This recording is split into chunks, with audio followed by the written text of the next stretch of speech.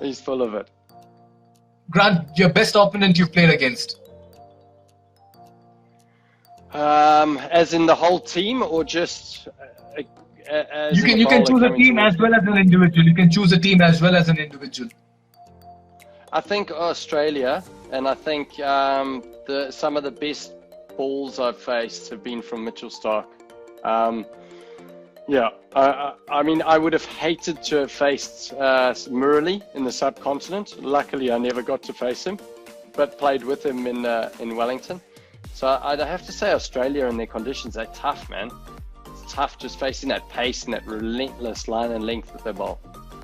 Right. In the 2015 World Cup, Sahil Mehta from India, Mumbai is asking, was Mitchell Starc's delivery to Brendan McCullum the turning point in that final?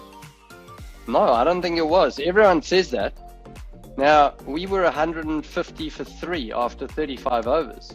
And then Faulkner came on and, managed to get sort of 4 quick wickets. So I think that was the turning point. So I think we were still looking at about 260, 270 at that stage. And, that just that tore through us, unfortunately, that spell. Right. Best New Zealander you've shared the dressing room with, somebody who you feel has been a great influence and on the team as well as on the sport in New Zealand cricket that you shared the dressing room with? There's a couple. I'd say that, when I was in South Africa, I always looked at Stephen Fleming and I thought he had such a great aura. And then, Daniel Vittori, the fun and just the passion that he brought to the game.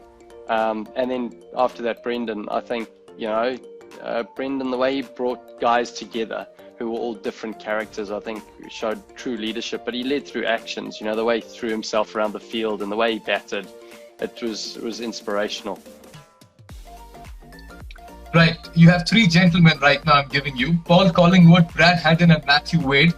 You have an option to have breakfast, lunch and dinner with each one of them. You decide with whom would you like to have what, or you can even skip all the 3 meals.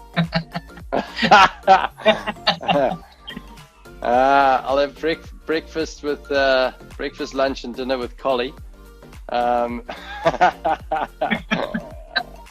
is a tough one. No, I'd be happy to have breakfast, lunch, and dinner with all of them, all 3 of them at once. It'll be good. Why I asked you this question is because you've been into some verbal altercations with Brad Haddin and Matthew Wade in the past. What's it with Australia and New Zealand, and what's it with sledging, and what's it with all the verbal volleys? Do you know what? I take it as a compliment. When someone starts abusing me on the field, I think, well, why? What's the point? They're obviously trying to get under your skin for some reason. So, it's just a New Zealand-Australian thing. But I think the Australians just play the game in a harder way. It's just the way they're brought up to do it. And it's ingrained. I was used to it, though, because I grew up in Johannesburg. Now, Johannesburg club cricket was verbal. So, from the age of 16, I was getting verbal abuse, quite significant amount of it in Johannesburg League. So, either you can take it or you can't, right? Right. True or false? Elliot paid for his sister's honeymoon. Yeah, true. Wonderful. What a lovely brother are you.